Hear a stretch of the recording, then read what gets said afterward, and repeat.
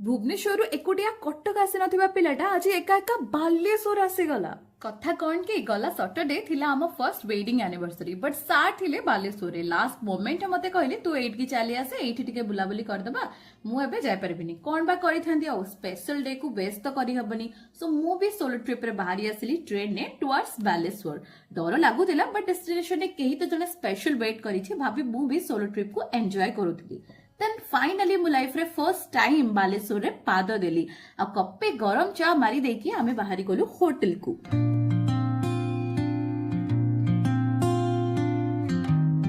परदिन सकाळे ready हेकी आमे बाहरी आसिलु श्री क्षीरचोरा गोपीनाथ को दर्शन पाई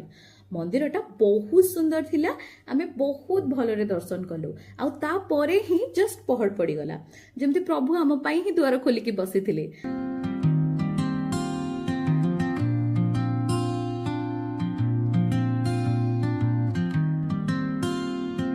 रेमुणार प्रसिद्ध पेड़ा और राबिड़ी धरिकी आमे बाहरिलु आमर नेक्स्ट डेस्टिनेशन आड़े रास्ता रे राबिड़ी खाई खाई चलथिलु आमे सतरे टेस्ट पूरा वाव भलिया थिला तापरे आमे आसिके पहुंची गलु इमामी जगन्नाथ मंदिर रे आपण विश्वास करिबेनी एठी भी सेम सिचुएशन आमे पहुंचिला बेलकु ही सिक्युरिटी भाई आसिके राखिले